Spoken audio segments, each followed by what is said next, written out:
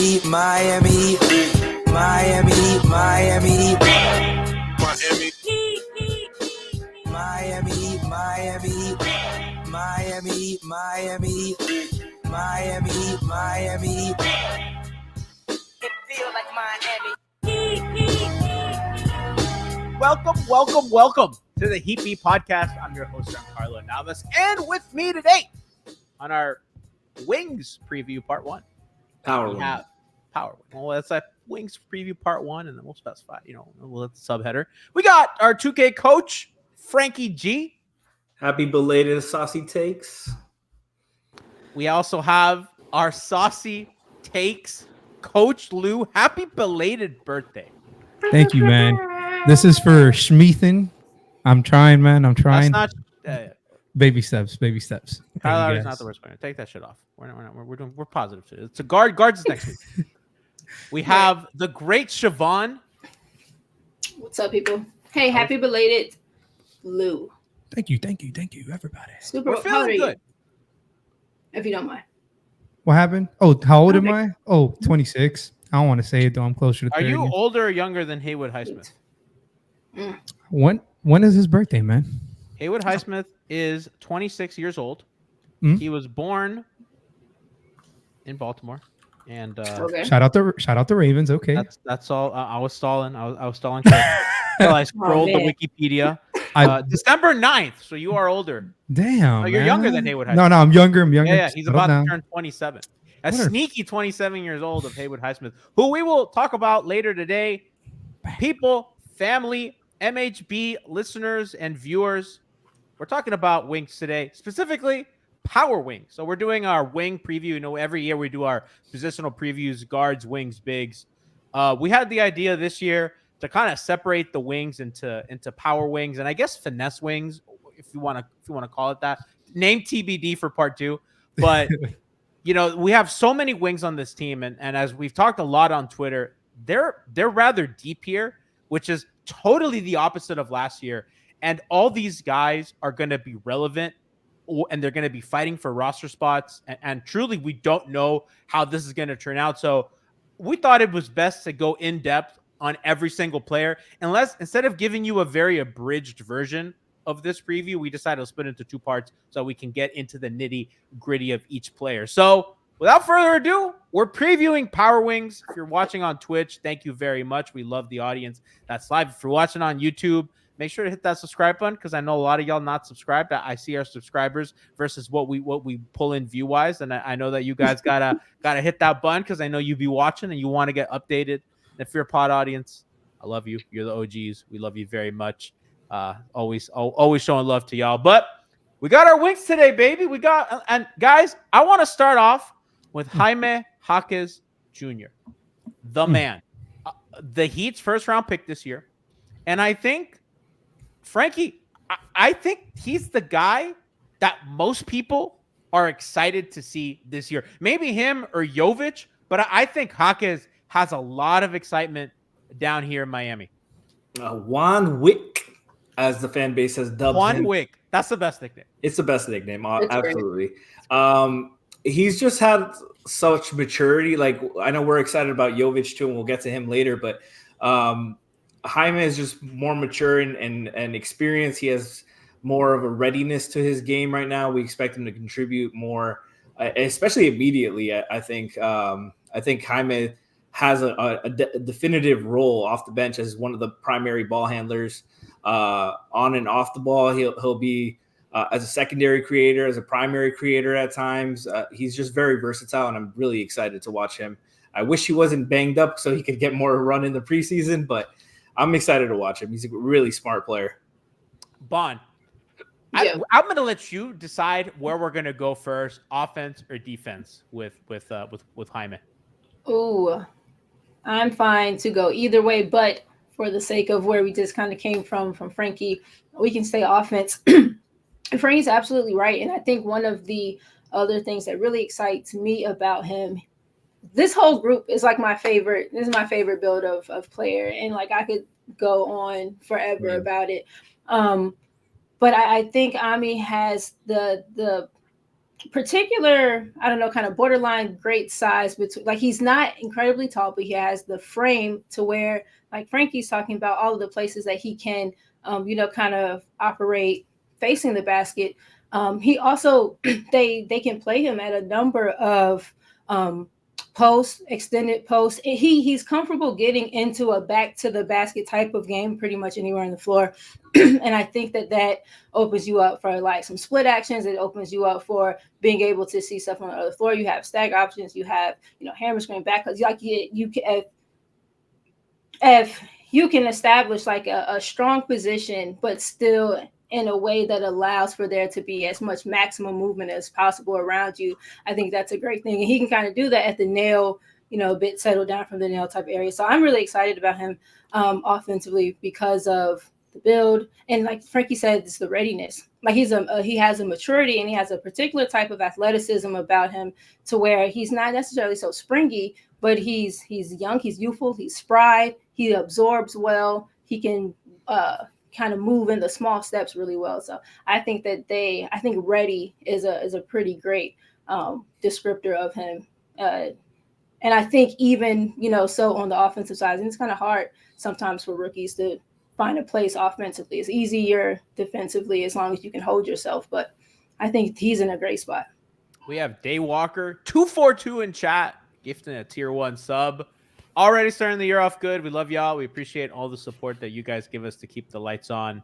Lou, I'm gonna just piggyback on Bond's point right there. The fact that he's ready, I think, is a very underrated aspect of why they drafted him, because given their timeline, they have projects on this team, right? It's not like they have a bunch, they have their guys that they're kind of developing and helping give them the environment where they can grow as players. But he's a guy that comes in, he's the kind of build that they like. He's ready to help them now.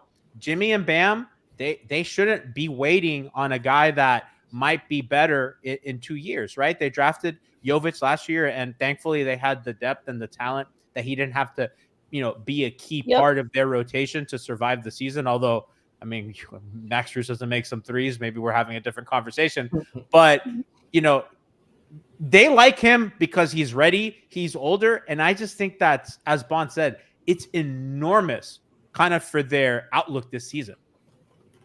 Yeah, I'm right there with you. I think his ability, he's played 4 years in college, and I know it was only one preseason game, but he looked like he was just in complete control of the offense. His ability to control pace, to just look for teammates, get to his spots, not feel rushed, see when double teams are coming. It was things that if you saw him play in college, it shouldn't shock you, but now he's just doing it. Jesus Christ. Now he's just doing it on a different level, against different tier of competition. His poise, he's very poised at all times.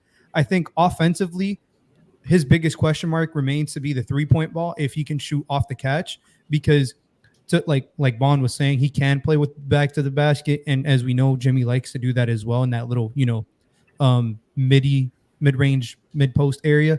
So I'm curious to see how he's going to play off of those guys.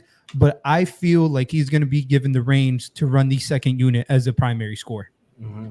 That's just, at least from the first preseason game. I know I'm not trying to take away too much, but it just feels like a role that he's ready for to step right into. Is just, maybe not completely right away, but just kind of, I think that's their goal, is him be their eventual 6-man and primary scoring option off of the bench.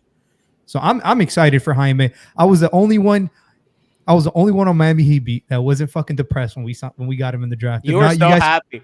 That was a sad draft show. Brian walked off the show. Franky wanted OMP. Moose was depressed. No, it was but regardless, I thought it made sense because he's a Heat guy and he's just ready to play. And he showcased that game 1. He's 23. I believe he's 23. So he's already 3 years. I think he's Tyler's age. Oh, sorry. He's 1 year younger than Tyler, which is crazy. But I'm excited to see him orchestrate around the stars, because I think he can do it by him. Like if he's force fed the ball, but I want to see him play off of, Bam and Jimmy. Just to correct Lou, I wanted Whitmore because I thought he made more sense to get Dame, and I think they would have gotten Dame if they got drafted him. But that's another discussion. And just to piggyback off that, though, JJJ, you see his maturity and his poise. When they throw different coverages at him, he doesn't get sped up. He doesn't rush. He doesn't predetermine his reads. He makes the right play over and over again.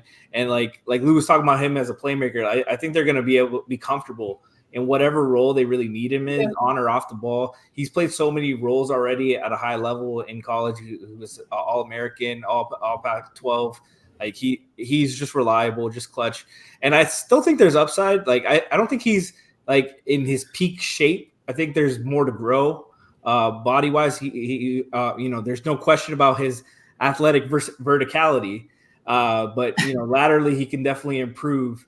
And also frame wise, like he's got a good base of a frame, but I think he can get stronger and certainly in better shape. And once he gets the professional chef and a couple years in the Heat system, I think he can really get a good frame to really take advantage of the mismatches inside like Jimmy does. Shout out to we got a couple of shout outs in chat. We have Eternal in chat shouting out all of us. So thanks for tuning in, homie.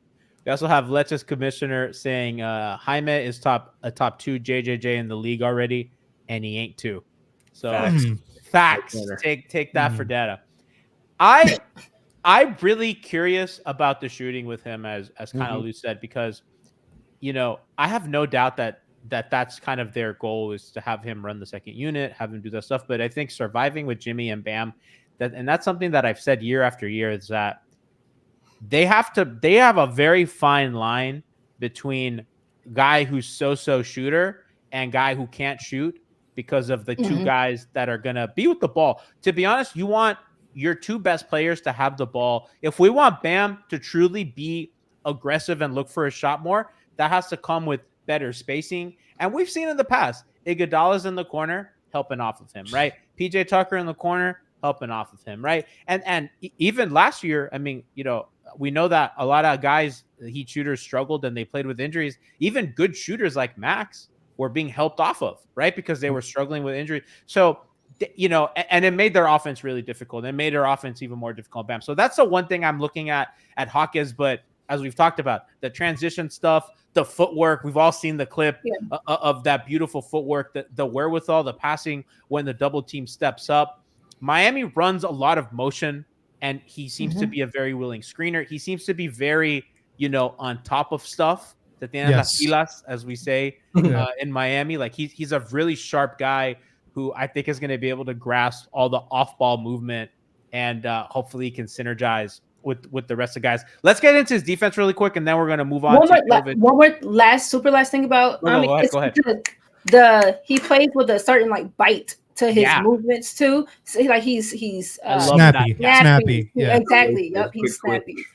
Yeah. Yep. And so that accompanied with the size, that's important. You can just have the size, but still be real slow of foot and really bad reflexes. And he doesn't. Yeah, he's got that anticipation. Yeah. Look at that smooth butter. Dribble, pull up, smooth. He'll probably get, maybe not sped up, but maybe get into his release a little bit quicker. But the fact that he can pass off the bounce is huge, right? Walk that. Where were you January 6th? This is the most impressive one to me. I know it got called the inside out dribble for the pod audience. Look at this mid lane line post up. Shit's happening on the side. Baseline. He turns himself all the way around, finishes with the right on the left side under the basket. That's touch. Give him a bump and finish. Free space. That shit's Purell. It's clean. Yeah, straight sanitized. Sanitized. 99.9% cooked. I love him. I'm here for it. Kario Wee says, I want to see what he's like after 6 months of yoga to open up the hips. As somebody who does yoga, certainly my hips, dog. I be doing a reverse pigeon at home to open up my hips and quads and shit. You know what I mean? Just don't send them to Christian sister. I'm struggling out here. Shout out to be able to squat more, base, great laterally. Shout out to my yoga instructor, Rosie, Mid Body Studio on Instagram. If you want to check her out. Shout out, Rosie. Shout out, Rosie. What a lifer. Leches says, Jaime is the prince that was promised to the Leches agenda when we signed McBob. I don't want to veer off. Man. I don't want to. Smeaton says I have a pastor haircut. Leave me alone, bro. A youth pastor Let me haircut. fucking Even live, worse. dog. All right. Let me I'm losing hair and I'm balding. Leave me alone. I'm doing treatment. Fuck you. What were we saying? Oh, McBob. Real quick, I would just say one thing on McBob. I remember the data on the McBob Bosch lineups. We had something. I'm just gonna tell you. I'm gonna tell you something. We were on to something, and I don't know what that something was gonna be. It was Diet KO and Bam. Yeah, it was better. It was better KO and Bam. I'm gonna be real. That's I love Bam. Bam's no Chris Bosh. But it's Bosh, right? Exactly. It's Chris Bosh. You know what I mean? Not offensively. I entirely agree. No, but there was like. But Big Bob. To be fair, Big Bob didn't do anything offensively there. It was just defense, bro. That was vicious, bro. I did love Big Bob's passing. His fucking like unnecessary fucking elbow passes and shit. If we're being realistic, that's Jovic's floor. He's already a better shooter. I want to get to Jaquez on defense, and I guess Bon, I'll start with you, and then we'll go around the room. Do we think that he can guard fours? Now, the reason I ask this is because they don't like Jimmy doing it, and Jimmy will do it when they have to in a playoff series. But during the grind of a regular season, they tend to not like to put Jimmy on the opposing wings. They like him on small forwards, on those like kind of in-betweener, kind of between guard and forward guys. Mm-hmm. For whatever reason. They also like him at point of attack more, manage to preserve his body so he doesn't bang. Do we think that Jaquez can eventually guard the power forwards, the Kawhis, the Tatums, those kinds of guys? Do we think that he can get there this season, or is that maybe like a longer term vision? So maybe not. Sure, maybe a little bit more distant, but I don't think super long. Like if it's the body that needs to tighten up over however it is through the season, and then another full off season, I think within like year 2.5 ish, you see that from him again. It's the strength in his base and understanding how to leverage his own strength. I think is going to do him a great bit of service in that department. So I think so. Maybe not now, but I think he is the perfect one to relieve Jimmy of those 2 and 3 guard responsibilities through the regular season. But if that's the vision for him, is to guard the Kawhis, the Tatums, who the hell else? Like maybe the Chris Middletons, maybe somewhere in there. Then I think he can get to it. Lou? I entirely agree. I actually think he can guard up better than he can guard down just because of his base. Yes. I think I'd feel more comfortable with him guarding 3s and 4s as opposed to 2s and 3s. Yep. So my answer is, you mean you don't want him on De'Aaron Fox? Oh, absolutely no. Hell, I don't think we got a soul on this team that can keep up. Good luck, Josh. Yeah, just Josh getting thrown to the wolves. But no, realistically, like Jaime's best thing defensively has always been his instincts, his off-ball IQ. Kind of like, Jimmy does everything, but that's kind of what Jimmy brought when he first came into the league, was just his ability to read lanes, get into passes. I want to see how much the leash gets, like how much of a leash he has on the defensive end to play make, because I think that's pretty key. But from the first game, like he was guarding Gordon Hayward, and I thought he did a very good job. He was guarding Brandon Miller, 2nd overall pick. I thought he did a very good job. He got some shots hit over them. Those are very skilled offensive players, but defensively, I just think his biggest struggle is, faster twitch guys. I do think a big positive that he brings that the Heat haven't had in a while from a 4 is I do think he can rebound the fuck out the ball for his size. Yes. Yeah. Defensively, particularly. Gordon Hayward is the types of 3s. Yeah, he'll be on. Probably like an Andrew Wiggins type of. Right. I think he's Anunoby. Yeah. Not that they were they were an okay rebounding team last year. Defensive rebounding, they were very solid. Obviously, if he can help them up with offensive boards, that's I mean, listen, we saw what they look like when they had a guy who can offensive rebound for 3 months, the mechanic, and it looked good. So hopefully he can provide that. Rest in peace. Franky. Wherever you are, is he still in the league? Is he still in the league? No, I think. That was a conniving laugh. How does the moniker go? You fuck around, you'll find out. There you go. How did you make that white? Anyways, You did. You made it very white. You right? very unseasoned with You that fuck phrase, around, man. you'll find out.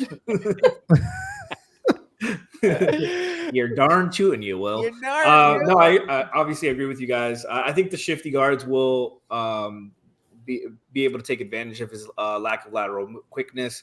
I worry about him on the switches in those situations, but I think he's a smart enough, capable defender that I could do it. He could do it in spurts, not primary. You know, I'm going to take this assignment, but like on a switch, 10 seconds left, he's not going to be a fucking hazard there. But he's smart. You know, Luke talks about his off-ball instincts. When they played zone, at UCLA, he was very smart, very capable, always knew where to be. Rebounds his position well, strong base. But Bonnie, you said Gordon Hayward. I think that's the perfect guy. I think guys like Kawhi will be too strong for him early. Yep. LeBron, obviously, those Kawhi's guys too strong for everybody. Yeah, but that's what I was gonna say. Those guys are strong for everybody, so that's not too bad. You know, like I feel like a guy like Jimmy would probably beat up on him too, because just Jimmy has like their 1-on-1s in practice probably get brutal. Oh, Jimmy's a fucking menace, dog. Yeah. I'd be so smart. I feel like I think defensively, long term, he's gonna be a three, like a full on three, some fours, the right kind of fours, but mostly a three. You want to know who I think the Heat's goal is for him to be guarding is somebody like Jaylen Brown.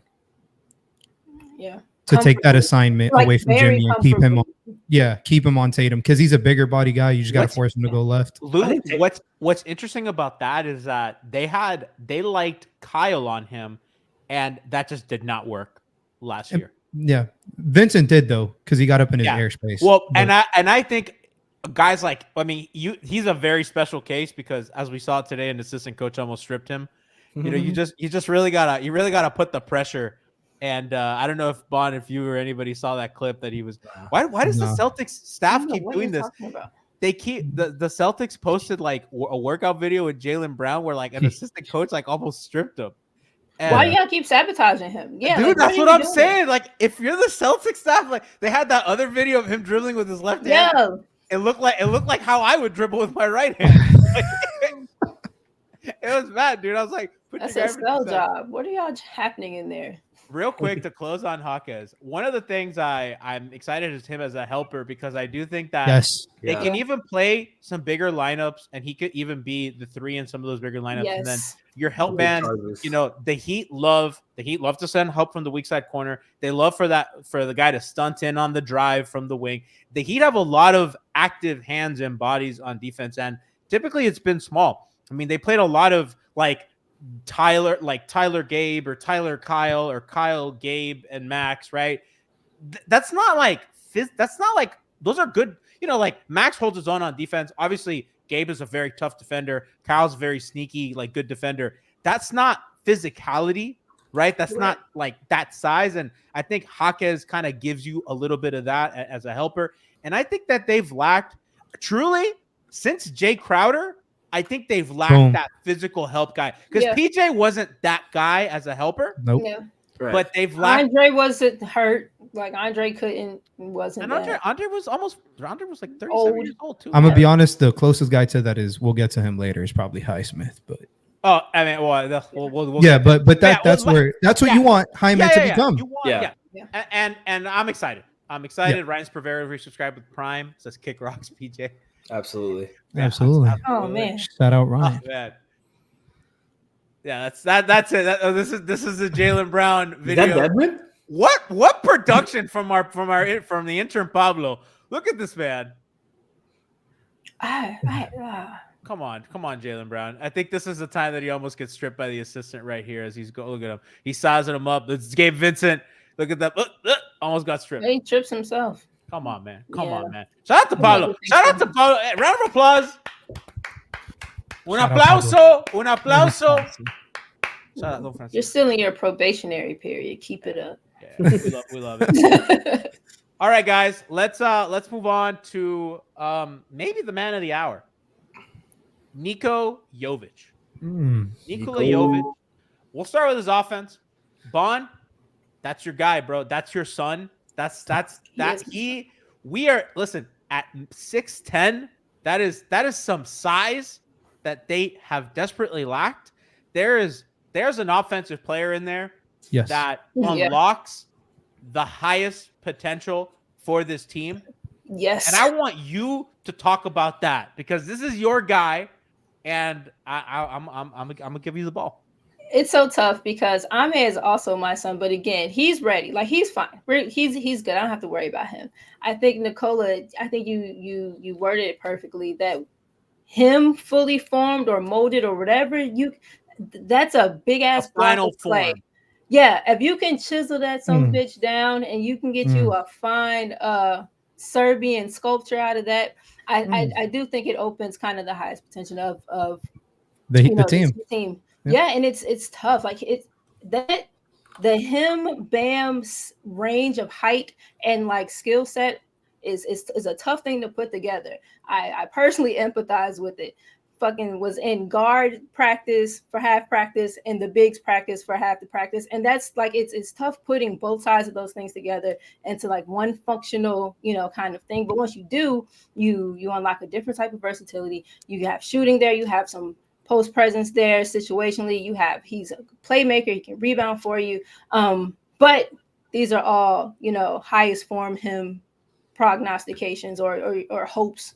I think right now he just has to quicken, but for being as maybe not quick as he is, he has really good timing. Like he for the most part, he feels to understand his own kind of limitations. So where his reflexes or reaction time might be longer, he moves a little bit quicker to kind of plug that space. So I think there's still a lot there to mold. I personally, and I'm gonna pass it back, I've been surprised with what they've gotten out of him, or not even surprised, but I've been really pleased with what they've got out of him defensively. If he can comport himself well in the gaps and be long and dig and recover and just have arms, have limbs kind of near the area of things to kind of muck some stuff up, I think that plays big. So I'm high on him. I'm high on JJJ too, but I want Nikola to reach his form, and I do want it to be here. Franky, what part of Nico's offensive game are you the most intrigued by going into the 2023-2024 NBA season? His strength. But before I get into this, I want to get some respect here. I was the one calling for Nico on draft night. If Lu's gonna call me out for JJJ, rightfully so. I want to get Bond didn't have to do draft homework that year. When I told her about Nico and she saw it, she fell in love too. I get it. But give me some credit. Right God damn it, G. Yes, definitely, Franky. Take your flowers. And Luke, just to sell out on Luke since he sold me out. Luke didn't believe in him until summer league this year. So, no, correct. No, sorry. Yes, no. That's not true. That's not true. Whatever. No, but Nico, I love his head of steam, his willingness to be aggressive and attack the rim, especially in transition, pushing the pace off rebounds, off steals, deflections. Play it, Pablo, and his work ethic. We talk a lot about the gaining all that weight, but look at his shot. Look how it's a good shot last year. Look at it. It's going to speed up a lot more this year. He's able to play on and off the ball as the big. Look how much smoother it is this year. He puts in the work. He has a work ethic, and that's not always obvious with kids. Look how he attacks the basket. Yep. Goes to the left. Jaylen Brown goes to the left, takes it in transition, finishes strong with two hands, and he's only going to get stronger, only going to get more athletic. He's a smart passer. He played a lot of guard overseas. Look at this is what we want from him defensively. He can help at the rim. He's got the length. Bond said, just be 7 foot. Look at the pass here. Look at the fluidity out of the spin into that pass. Exactly. You can't coach it. Yeah, back. Good job, Pablo. That's what I'm talking about. Bring that back. Look at that. Look at him go. Look at him go. He's just like Bond talked about his potential and like wanting him here. The biggest thing I worry about him here is not having enough reps to get through the bad and sharpen up the edges. Because there's a lot to work on, of course, to polish that. But fun potential wise, it's so scary what he can do.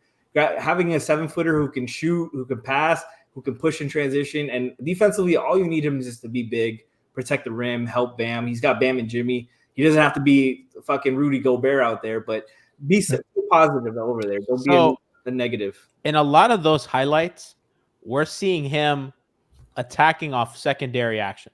right? Yeah. Which is good, right? So it's like Jimmy or Bam, they get some offense. Jimmy, Bam, or Tyler. I want to include Tyler in that as well. Yeah. They get some offense going, help comes. That doesn't have to be a jump shot, which it was all last year. That was, a jump shot for Max, for Duncan, for a lot of guys. Those guys were just, and now, Jovic has both options, right? If he's feeling the jump shot, he could take it. I'm sure there'll be moments, or we took it to the rim. Lou, my question the to only you. person they had for that last year, G, was Caleb. Caleb's the only one that's like attacking vent defense. Grab and go. Absolutely. Or inexplicably Duncan in the Celtics series. Yes. Yeah. The whole playoff. Where was this, my guy? Just off-season Duncan. Lou, postseason Duncan. I have a question for you because I think that we'll close the offense with his shooting in a second, but I want to ask you about his rim pressure. Do you think he can do that from his own creation, not just secondary? Because the Heat, if we're looking at the Heat offense, what they've lacked is obviously the shooting was bad last year. Mm-hmm. But in reality, the thing in the entirety of the Jimmy build has been they don't put pressure on the rim and they don't get to the free throw line. Do you think that he's going to be able to help that? I love that you gave me this question because I think this is what he does best personally. Let's go. Last year, by the way, this was the guy I wanted. I just came off him because I didn't think he was ready, but those 20 pounds did him some wonders. He gained like 20 pounds throughout the course of the season from last year to this year. And not only did he gain it, but he knows how to use it, to go back to your question, G, to get to the rim. Mm-hmm. He was bowling smaller guys, being able to draw contact in semi-transition, getting a rebound and going. I want to see him have some of this freedom because I know we saw him attacking off the catch and stuff, but I do think his biggest plus is being able to just grab a rebound and go. I don't think he's the most spectacular vertical athlete, but I do think his body control, his strength, and his way to lean into and get away from contact is very good. His finishing isn't perfect, but I've been saying this for years. The Heat need somebody to get to the line outside of Jimmy Butler. Mm-hmm. And I do think he can fit this mode. Offensively, obviously we need him to shoot the ball, but I'm just curious to see how much freedom he gets as with the ball in his hands kind of guy. Because as we saw, he can pass the ball. That was his biggest strength coming out, was his ability to pass. And then now he adds this weight. He's able to get to the line more. He's able to, because he shoots at a decent clip around 80%. Like, you just need him to survive defensively. I think what Franky said it best. You just need him to be neutral defensively. If he's neutral defensively, I think his offense is truly, I know this is going to sound like crazy, but I do think the Heat's biggest peak is if Nikola Jovic peaks. Mm-hmm. I feel entirely confident saying that if this Heat team wants to achieve what it did last year and then some, aka just finish the job, get to the chip, it definitely involves Jaime and him hitting their stride at the right time, because they are the difference in what last year was to this year. We needed a 4, and we needed somebody who can take some pressure off of Jimmy when Caleb couldn't do it anymore. So I just think it's perfect. I want to add one thing to everything that we're talking about, because I wanted to double check. Per 100 possessions, the Heat were actually 13th in getting to the line, which is a lot better than I thought. And I think take away Jimmy Butler from that. No, for sure. And that was my point. Yeah. And that's my point. It can't all be on Jimmy, right? Exactly. And by the way, at the end of the day, really run that right now. Pull that can we? Because I genuinely out of that. Real quick to add on Lou's about Jovic's finishing in the half court. He's gotten strong, and the defenses know if they don't bump him, he's gonna finish that layup. He's good enough that he's not blowing these in traffic layups and stuff like that. Yep. They have to bump him, but he's not losing the ball with contact. He's getting the shots up. He's being strong. He's physical. As he grows and matures, he's the and ones will come. Right now, they're not coming because he's not that strong, and he's still working on figuring out his body. It's a little bit of touch. That one he drove from half court, he took the contact, he got it up. Well, it's just the difference between that index and middle finger, but that's fine. If you saw anything from Summer League, I know people want to give Orlando Robinson his props, and rightfully so. He was fucking spectacular. Yeah. But the best player when he was playing was Nikola Jovic. There is no fucking doubt in my mind. He was spectacular. His ability to grab the ball and go, obviously he can't finish like Giannis, but it was kind of reminiscent of what rookie Giannis did when he was toothpick or whatever. And I'm not saying he doesn't have to be honest. I don't even think he can ever be that. Obviously, No. he just needs to be a plus in transition where this team needs to get out and fucking run to give. Yeah, Jimmy he a break. shoots. He shoots threes, Lou. I'm saying that's He doesn't have to be Giannis. and free throws. Goddamn it. Yeah, he's not afraid of getting the ball when it's free throw time. They have so much, and we've talked about. I don't know how many years we've worked together that we've talked about this. They are the masters of East-West motion.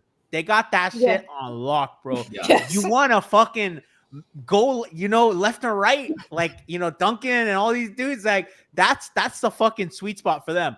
They have no dynamic kind of motion down to the rim other than Jimmy and Bam off rolls. And Lowry was supposed to help that. He really didn't, right? Even when he was healthy, he helped them play faster and he got guys rolling a little more, but he was not providing dribble penetration or anything. Yeah. This looks like a group that can maybe unlock some of that. So Boom. I'm excited for that. Let's switch to Nico's defense. And I like what you guys said. You guys used the word neutral. It's funny because I imagine, there's a lot of similarities. I guess not a lot, but there's a few similarities between these two players. Every time I talk about a neutral defender at that position, I always talk about Dirk Nowitzki. Was never the worst guy. He took up space very well. Just smart. And which is smart. That's all you got to do. You're not an anchor. Yes. You don't have to be an anchor. You just gotta, can I guard my yard? Can I take this space well? And as long as you're not getting picked on and pick and roll by these pull-up shooters, you're going to be fine. Give me that. Rotating over, sees what's happening. Uses length and timing. Yep. Which he has a lot of length, right? And again, we talked about help defense. Raising. He's not going to play the 5 a lot of time, right? So if Bam gets put in a pick and roll, Jovic can come in and stunt. Jovic can come in and help out. He'll play some 5. We saw him in his rookie year. He played some backup 5 for them, and it looked – I liked it. And the Laker game. Yes. The Laker game or the Warrior game. It looked like, okay, like they have something here. And if they want to go a little bit more offense, and I think you can play him at the 5 if you're playing like Highsmith and Jimmy with him and maybe Josh, have a more defensive-minded lineup so that he's not in, you don't want to put him on an island with an elite ball handler. But yeah, Bon, I'll let you go. Like I'm intrigued by the size. They haven't had a guy with Bam on the floor who's as mobile as him at that size, I think, ever. So that's exciting. That's exciting defensively and also on the boards. Yep. We've all pretty much said it. He's mobile enough, doesn't have to do too much, be big, but be big in a smart way. He's not going to get, just super embarrassed in the drop. He's not going to be way off kilter kind of in pick and roll action defense. I think he'll be okay as long as you have 2 to 3 defensive minded and people with some snap, people with some thrust around him. I think he's fine. And listen, this is an Eric Spoelstra team, Lou. Yeah. He's gonna be in zone. They're gonna protect him. They're gonna put him in zone. And that's just what it all boils down to. and Bond, I know that you like when they play their active zone. I think that he'll be able to survive when they play that zone, and it won't. I actually think that if he meets a certain level of baseline in man coverage, I think that they'll be fine when he's in a zone, which I'm sure that he will be in a lot. If he's they've had Goron in the weak side, a wing on the zone. I think Nico can be just fine. Nobody, people give Spoke credit for player development, which I don't think he should get all that credit. What he should get credit for is that, Frankie. He made it to the finals doing that. It's crazy, bro. I will not accept no dragon slander. He was the last guy who brought rim pressure to this fucking team. No slander at all. I don't think people remember. It wasn't just the rim pressure, Lou. It was he became hardened on step back threes in the bubble. That was the step back to his left was fucking crazy. I was like, whoa. He's my second favorite player all time in the NBA. So you don't. Wow. I love him. So it is what it is. Aside from Dwayne Wade, I love. He doesn't count. I love Gogi. Next. Back to Nico. Yeah. So any final words on Nico in zone or Nico on defense, guys? No. I feel like we've covered it, but unless you guys have final words. He will survive. He will survive. All right. We're going with, and I'm sad. As Leche's commissioner says, we're going to get aggravated. NBA Central tweet incoming. Jovic will be Dirk per MHB. Dirk on defense. That's not as sexy. Much dispute in our group chat today about Haywood, Hamish, Highsmith, which Tiff was here. Shouts to Tiff, Shout out to to Tiffany Tiff. Meeks, the legend, the reality check master. my dog. Haywood Highsmith, ESPN has him listed at 6'4", Basketball Reference at 6'7", the Miami Heat 6'4". at They had 6'5". Dwayne listed at 6'4". Everybody lies. Everybody lies. Men lie, women lie, and heights lie. Numbers do lie. Numbers do. Numbers Actually do. Fuck them do numbers. lie. Fuck them numbers. Fuck them numbers. If y'all have the fuck them numbers emote in chat, rip Please that put shit. it up. Rip that shit. Because, is what it is. But yeah. Listed at So 6'4". yeah. So he lifted at 6'4" at ESPN because they're funny for the memes. Franky. This is the guy, and I've said this all offseason. The best version of the Miami Heat is if Haywood Highsmith shoots well enough to start at the 4 along with Jimmy and Bam. And I think that if he can shoot, that provides their defense with the bite it needs and the spacing that it needs. Because we've seen what he can do on defense everywhere on the court. Guarding bigs, he guarded Jokic for goddamn sake. You know what I mean? Like, he's a guy that legitimately has guarded 1 through 5 for Miami. And if he can shore up his shooting and not look clueless on offense, I think that the best version of this team is with him starting doing that. Franky. So last year, a lot of our talk was, can Highsmith be PJ defensively and more of a willing shooter offensively? Last year, he was very decent at shooting threes. This year, and early on results in preseason, that trigger is so much faster. It looks night and day from last year, so much smoother, and he's hitting them. I think he's like 6 for 11 from 3 so far in the preseason. He's willing to take them. He's moving faster. Look at this little catch and shoot. Bang. No hesitation. A lot of the issues at the break, not even deep in the corner, pretty much at the break. Yeah, not even set. Not even like totally set. He had to adjust. And he didn't let the closeout defer him because my dog Desmond Bain has T-Rex arms. Shout out to him. But he's just got to be willing and aggressive to shoot them, not to let the offense get slowed down. Defensively, we know what he can do, but he had plays bringing the ball up in transition, finding Bam on the lob there. We're gonna run it here. Bam gets a stop on this bum depoy, fake ass depoy right here, and then look how quick he looks this season right here. Look at this. This was not Highsmith last year. Throws up the lob. Bam gets us the dunk. That wasn't something last year he was showing on the ball. Defensively, like, he's all defense good, and with the playing time, he could certainly show it. Look at Wemby, spaghetti arms over here. Highsmith just stalwarts him, gets a deflection. Drew Smith with the help too. I think the best version of this team is a top 3 defense, and I think Highsmith is going to be a big part of it. I'm a big Haywood Highsmith fan. I think that he should have played more in the playoffs, particularly in the finals and in the Eastern Conference Finals, especially as a fucking able body. You know what I mean? That wasn't all banged up. But regardless, we're not gonna get into last year. But Lou, I thought in the Knicks series in particular, there were moments where they'd use him as a screener and he would kind of roll into space and he looked a little bit like a deer in headlights.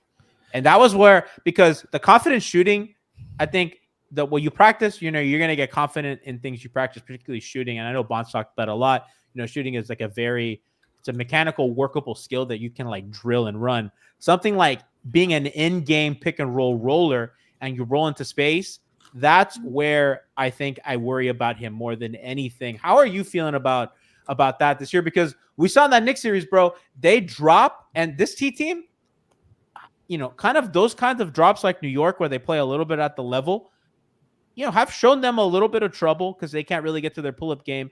And when a guy like Jovic kind of slips that screen, he's really open in that like middle area of the court. And that's when he was like, I don't know what to do. And he just kind of held the ball, and then the offense kind of died. Where do you see that element of his game, like the non-shooting portion, the screener and the roller? So I'm gonna attack the first part, the non-shooting question. I think he's a very good off-ball cutter, moving dunker spot to dunker spot. I think he's timely with his cuts, so that helps. I don't think he has the best passing secondary playmaking, but I do think it's decent enough. I just wish, like, again, I don't think that should be his role per se. I do like his ability to move off ball. I do like his ability to space, like Vaughn was saying.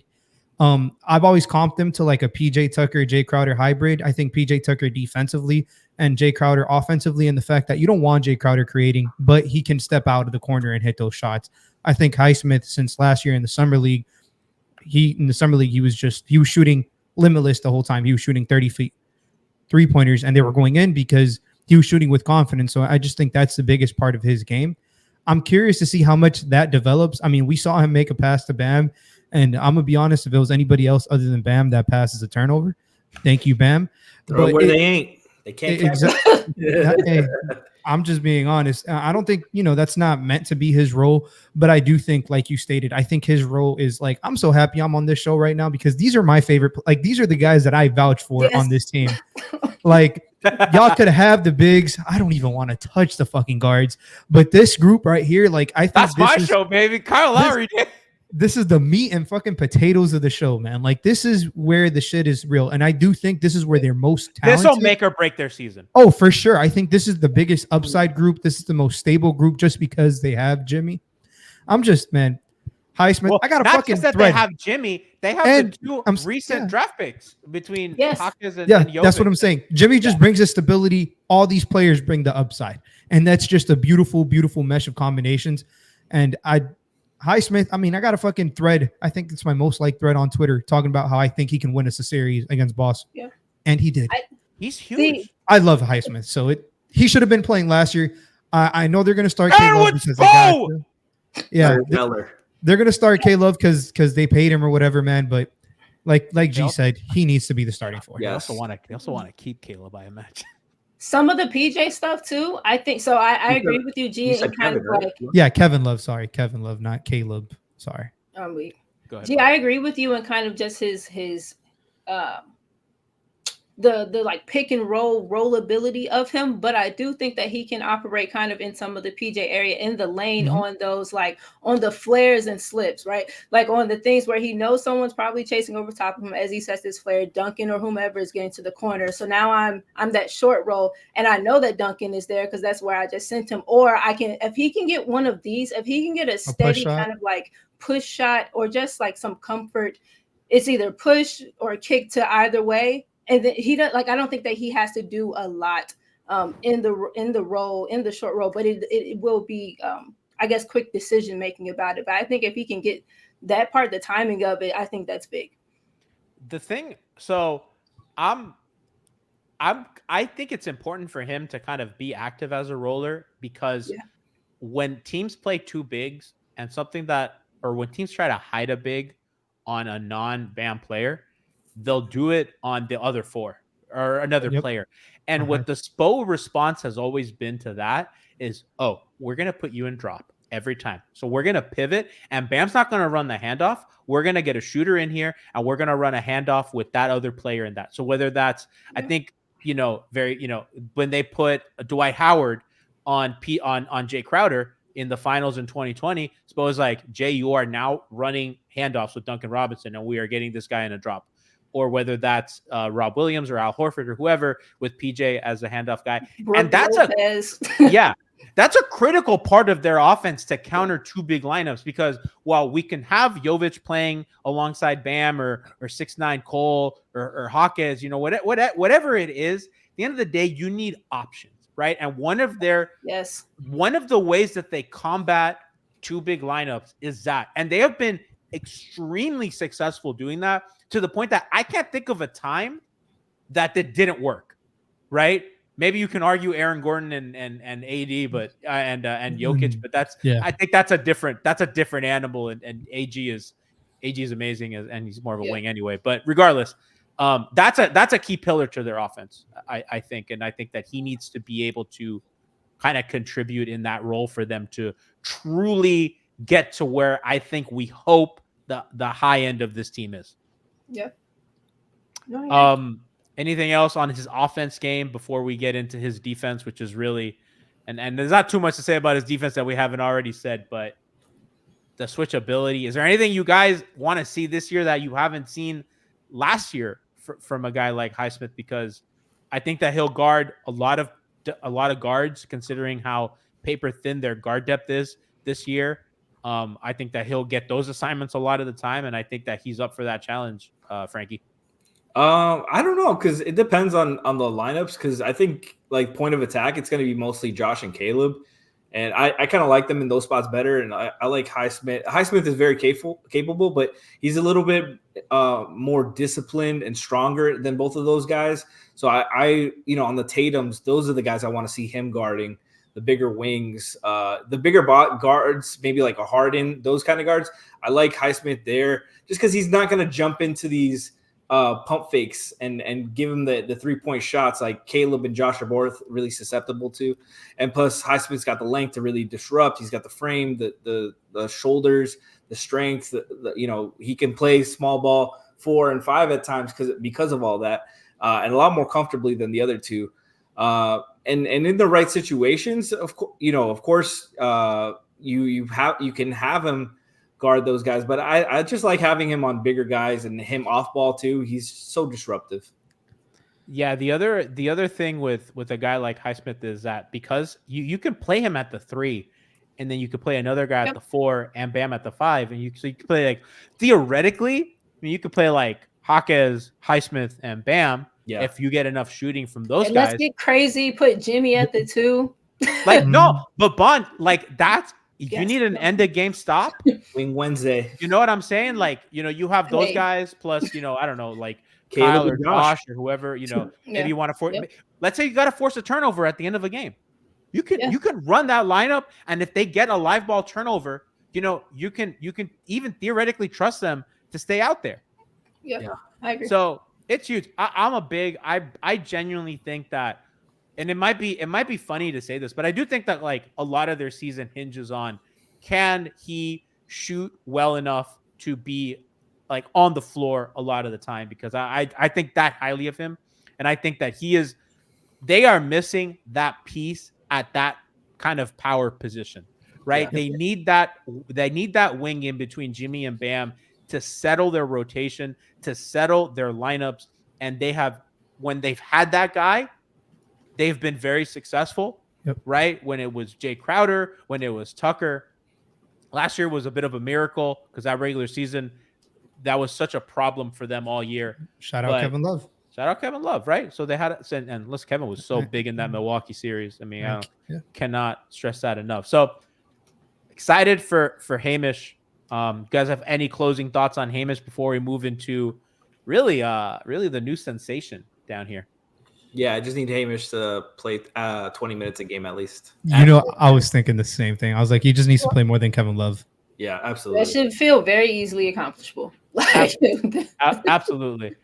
And last thing on him is that he's the guy, along with like Orlando, he's been in the system a while. This is not like and that's the thing with like guys like Max and Gabe in particular. Max, Gabe, and Duncan did not come out of nowhere. Right, Duncan Robinson was around with Dwayne Wade.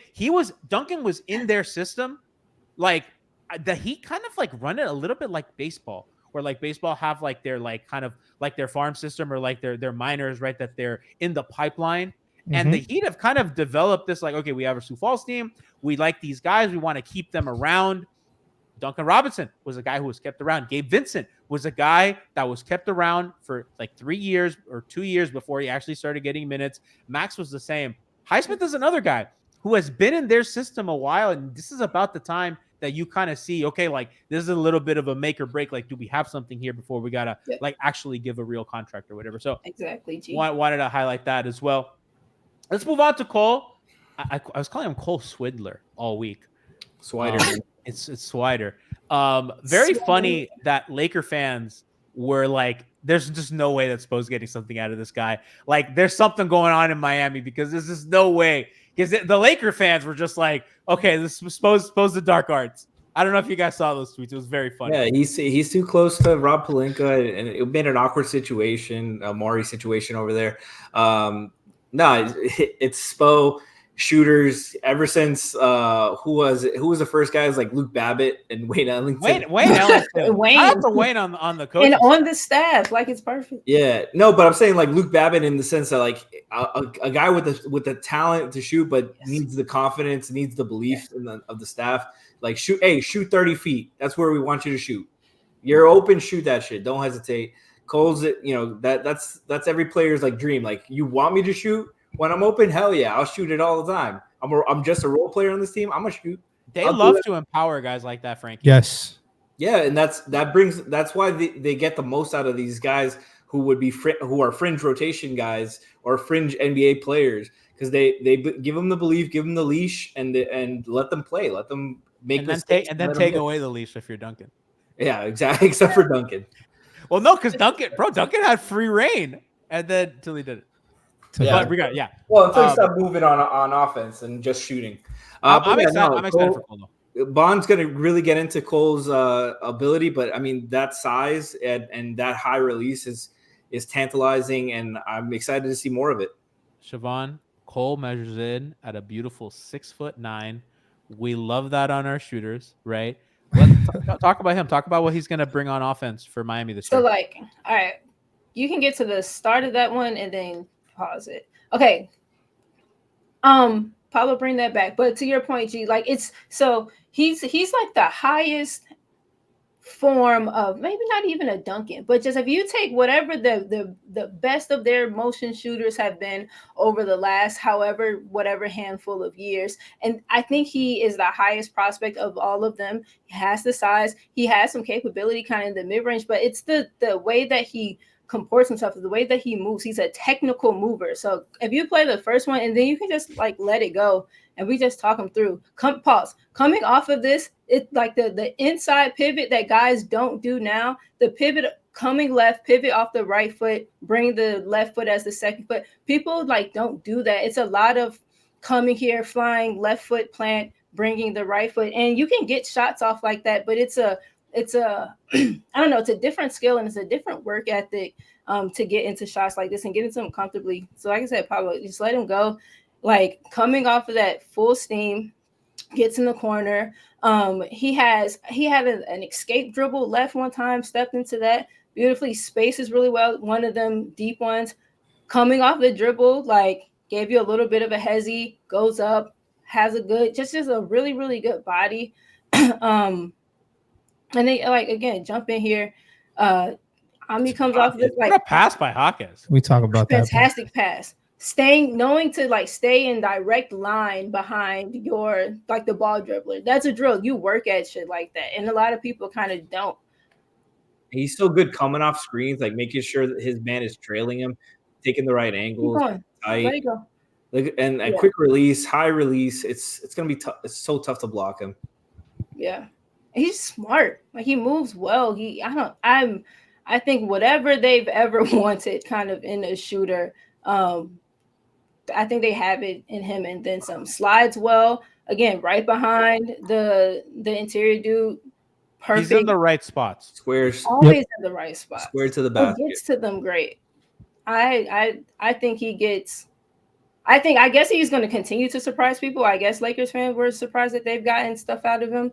I don't think that it should, be all that surprising. There's a bunch of stuff in there, and I think he has a lot of good to him. Lou, I think he's the guy out of everybody that we've talked about so far that has the highest variance.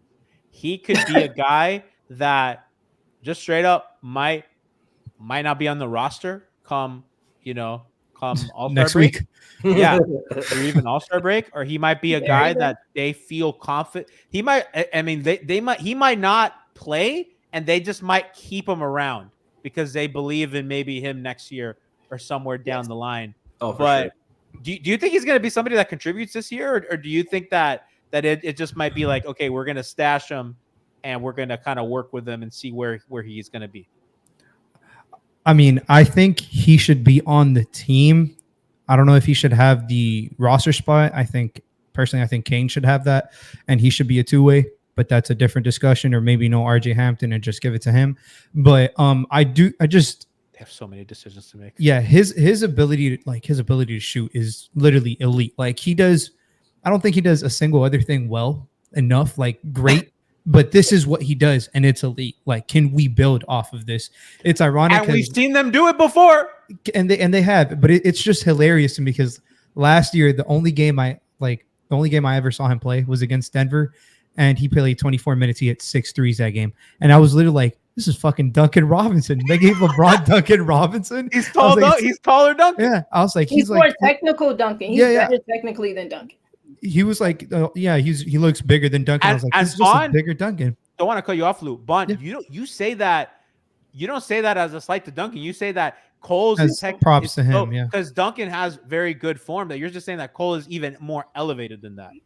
Yes, I think so. Yeah. If not on par, if not a tad better, then definitely on par. Does he have a podcast too? Ryan Spravero in chat says he has a podcast too. Yeah, he does. A week. Oh, I that's need to listen to him.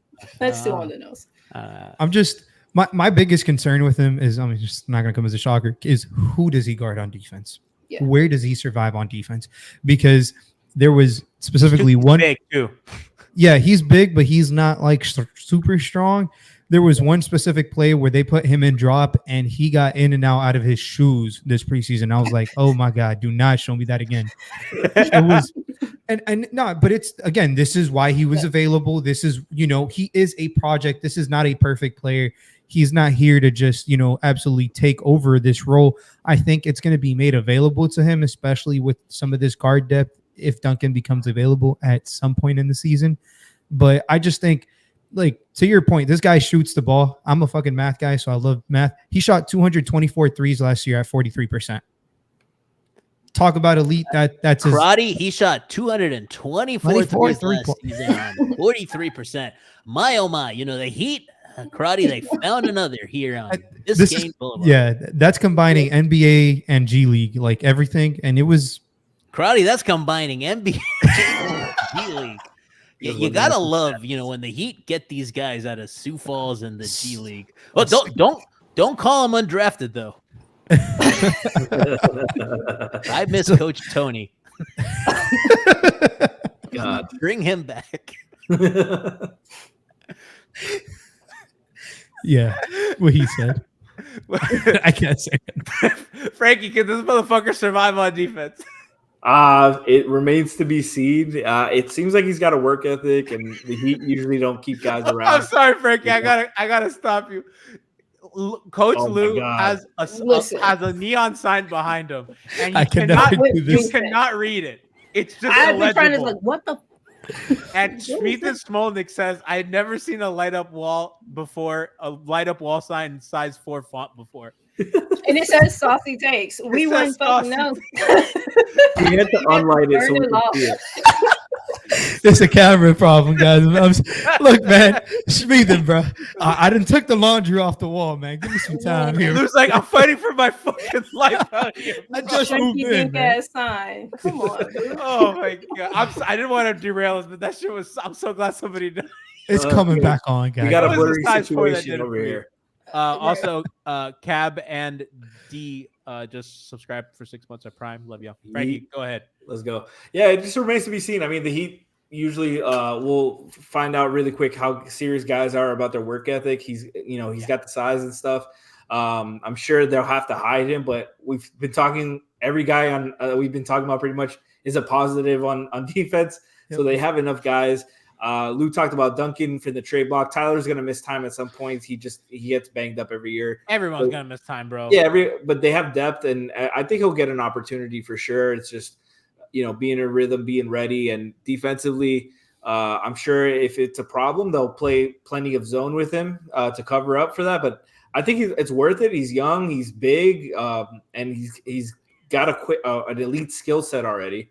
He's got to build on the rest of it. Because of his size, I can see him being a weapon in the zone as well. If they want to go with that, if he plays big, yeah. Well, because they he has big old arms and he's a tall guy. You could put him at the top of the zone and pressure it like they. Play this back. Watch him work though. Like so, he doesn't die on the screen. He and Drew get into a good switch. Good body here, fighting over still fighting, goes under, but recovers, and he's long enough to contest kind of Yeah. without fouling. And to the point about him at the zone, he went to Syracuse. Like Jim Boeheim, Syracuse is like a lauded zone defensive school. So I think he can. I definitely think he can be no worse than neutral. But I think that he has like some things that can attribute well for him defensively. Aware, eyes on a swivel. Those are the areas where they like put Duncan as that bottom forward, kind of in that zone, that in between like gray space runner. If he can hold himself well there, I think he's fine. Duncan's also pushing a dude and getting a push foul 100%. Out and break. And getting so upset. Right. I But think he's the- big enough, he doesn't have to get those Duncan types of fouls. I think the funniest thing about Cole Swider is the fact that I tweeted it and Alf added me. He said, "Now you're just making things up at this fucking point." Because I was excited for him. Because no way Alf was watching preseason he- game number 1. No, Right. he was even before the preseason. I was just hyped to have him. I was like, Oh yeah, no, I mean, listen, I'll have to do it, and I'll have to do it. That should be that actually could be something we could play like to start like it's kind of like a who he play for, where like we get like random names of like NBA people that have been in the league for a bit, and We you can know, make some names up and see if Alf knows if they're on. yeah, no, that'd be funny. You know, We're giving away content. Keep that. we once Write did that a down. game. We're gonna write that down, Brian. We once Pablo. we once had a game where I bet that Alf couldn't know what Kawhi Leonard's voice was, and I had Brian get different players doing interviews, just like little snippets, and Alf had to guess which of them was Kawhi Leonard, and he could not get it. Write that down too. Bring that back. We got to bring that back. But that was, and I remember Alf thought this is a stupid idea, and we did the game, and Alf's like, "No, that was gold. That was gold." Yeah, I mean, I don't have much else to say on Cole. I think that obviously the shooting is tantalizing, considering that Miami shooting was so abysmal last year. And I do think the question that we're gonna have to ask is like, can this team score enough again? Because you have we'll get to the guards next week, but you have issues at guard, right? You have issues at getting to the rim. You have issues shooting the ball last year. Wow. You need enough guys to make shots. Call Drew issues now. That's unbelievable. Issues, put it in the back of his jersey. But they have even some of the guys we talked about today. It's like, hey, can Jaquez make enough shots? Can Highsmith make enough shots? So this is not a team that they could fire on all cylinders on offense, and we don't worry. I think for sure they'll shoot better than they did last year, because that felt like DEFCON 1 worst case scenario on all fronts.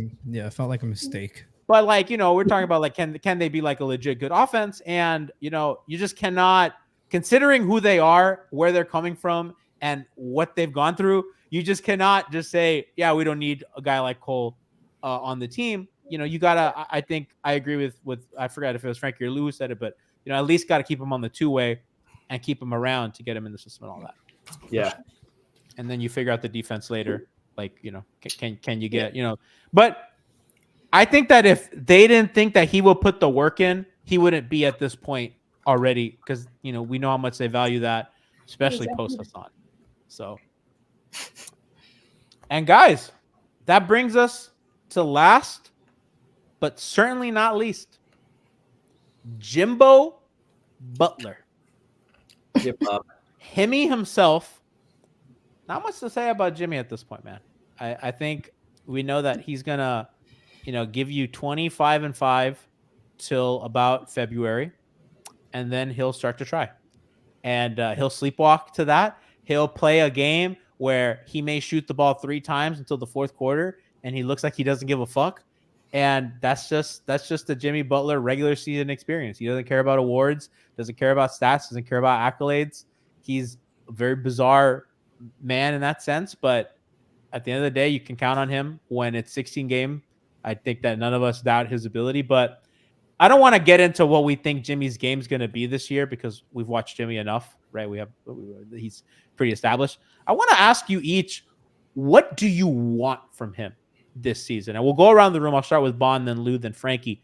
Bond, what do you want to see out of Jimmy Butler this year?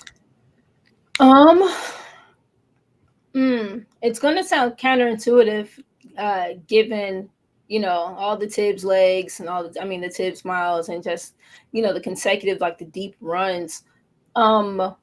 I personally, I think given everything that's happened with the offseason and how it did and didn't go and who we do have in, and, kind of just to match his own talk and like his own rhetoric, we lost. I don't give what you want me to do. Be mad about it. We're going to get back there and we're going to, yada, yada, yada. So I think I personally want to see him, if not turn his caring on earlier in the season, but it's a long fucking season. Like I trust me, I get all of it. If not turning, kind of his caring or whatever on later, or I mean earlier in the season, then I guess fewer stretches where it feels like he doesn't care mid game. I don't know. I want him to be present. I want to always know that he's kind of present, especially when in lineups with the younger guys. Like I want him to. I think he does a great job at feeding them confidence. I know he's going to instill that, like, shoot the ball. Like it's not a question. Not can I shoot the fucking ball? Like it's you have to shoot the ball. Like he's going to give the guys that confidence, and I want to see him do that. But I want to see it.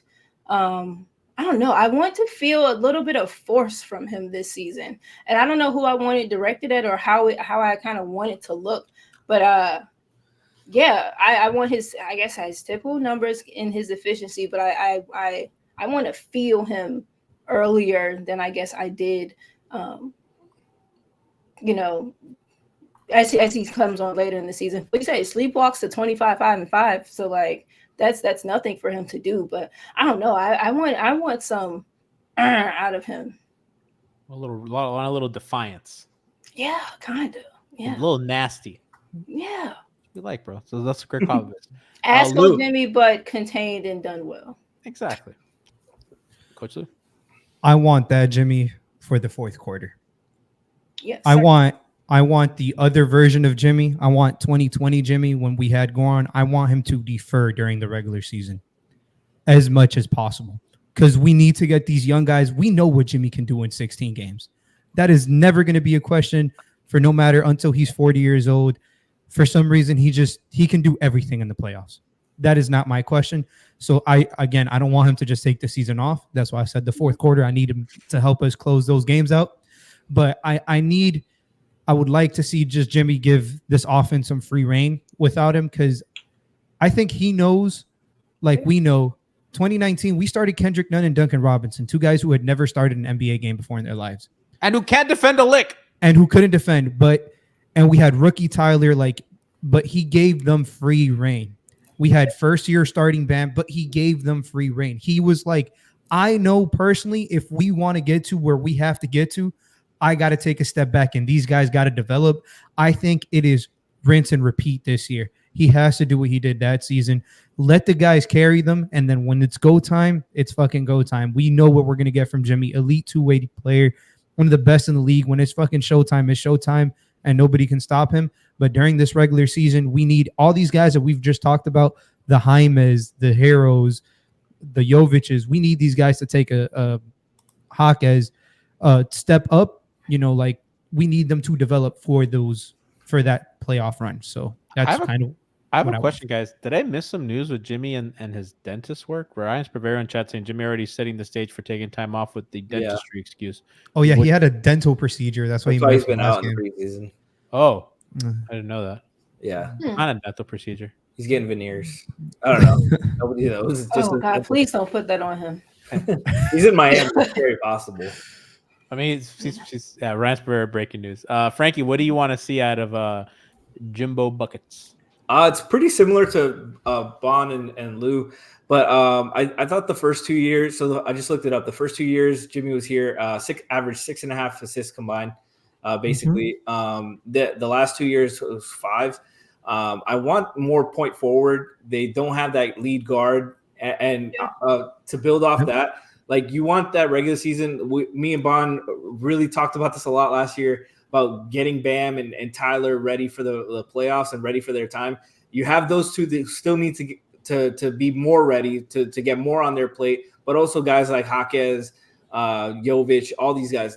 Move the ball, be aggressive. Let them make or miss, let them grow, let them make mistakes. Believe in your teammates, like you say you do all the time.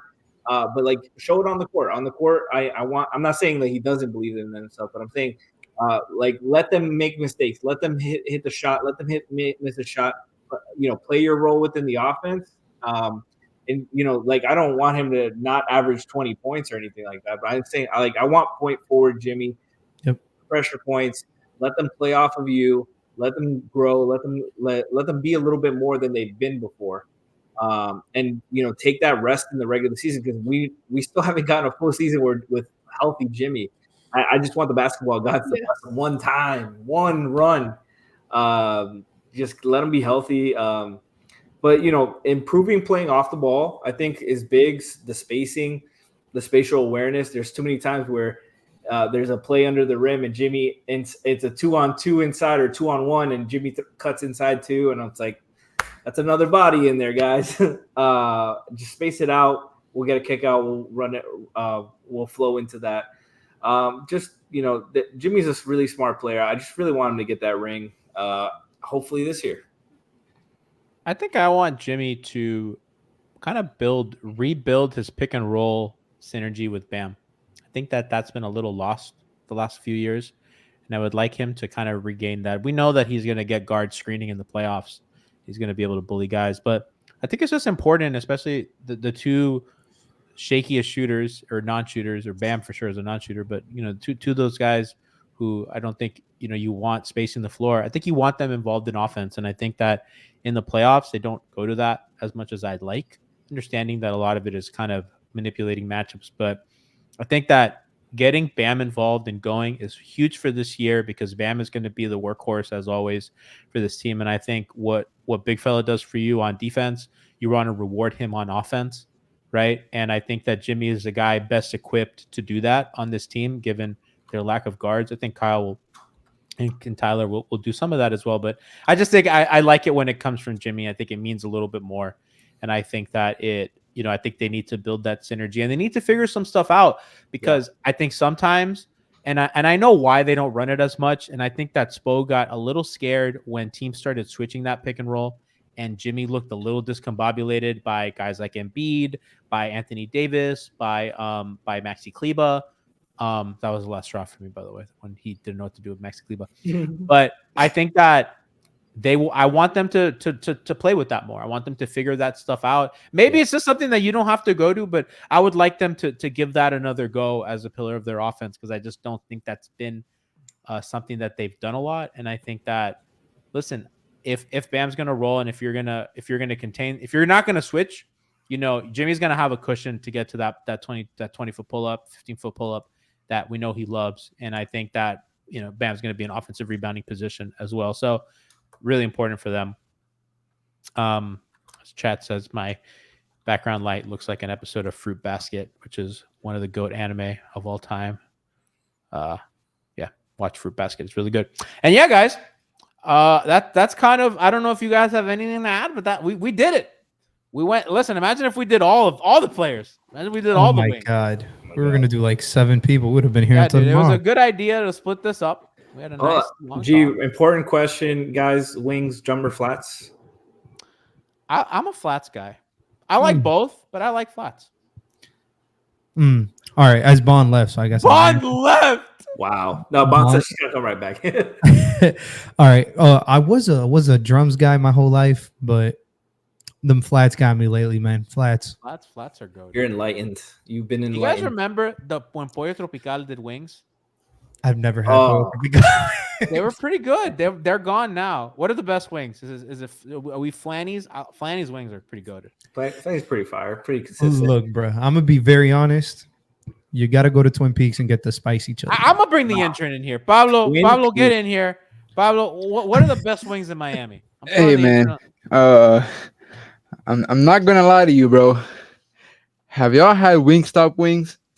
Get this guy! Get this guy out of here! That's the last guy he talked. Out of here! That's the last time. What are we talking about? Wingstop. We're talking about the best wings in Miami. Drums or flats, Bond? Flats. Woman of so we're boneless better. Get this guy out of here! Boneless. I'm gonna fucking fire him. You had a great show, and I'm gonna have to fire you. And I told you were still in the probationary period. Like, why would you? Kid. Like, you're doing great. For my answer, I just hate pitting two bad bitches against each other. I'll take drums or flats. Lou, are you laughing at the Legends Flats comment? is better than drums. Oh my I think they're both bad bitches right here. Right. You're certainly correct. Ryan's Rivera's best burger McDonald's. I'm like, he's clowning you. I don't even eat wings. Pablo's like, I don't even eat wings, man. Said Maybe you boneless. should. Maybe get a little fucking culture. At least he didn't say Buffalo Wild Wings. He wanted to. He said boneless. Like, are we gonna let He this was fly? right. Not even real. What are we doing? Is that even real chicken? It doesn't. God. He's like, let me get some McNuggets. Oh, God. Yes. Jesus. Yeah. And with Well, that, people, we ended it in the most MHB way possible. We'll be next week. We got you with the second part of the wings preview. We'll do the finesse wings, real name TBD, Publix wings. Oh, those are pretty good. And we're gonna do guards the next day. We're gonna jam this in here. We're gonna get you guys all ready for the season. October 25th. Bronx Joker says intern still eats dinosaur-shaped chicken nuggets. Yeah. Hey, nothing wrong with that. Nothing wrong. Kid Kazine. Yeah. So All that. Moose's PTO. Yeah, bro. That was some drama on Twitter that Moose requested PTO. Fucking, he has to ask for it more in advance. We're all trying our best here, Alex Moose. I missed this. I'm weak. I support you. Moose was like about to board his plane, and she's like, no. Yeah, that's a game day, bro. I got shit to do. My people, I love y'all in chat. I love my co-host. We did a great job today. We really hit a lot of spots. We'll see you next week. We like our producer. We like our. Yeah, he's on thin ice. He's an intern's on thin ice. We'll report back on that in a second. And yeah, we'll see y'all next week for next part of wings and then guards. We'll see y'all. For the drums. Next week is the drums. We won't see Saucy's little sign over there. Hey, bro. Like melted butter. That shit got some power to it, bro. You look at it. Turn it back up. That made it wet. Oh my god. Solar flare. It's the lowest it goes. I'm sorry. Frankie really hit it with the solar flare.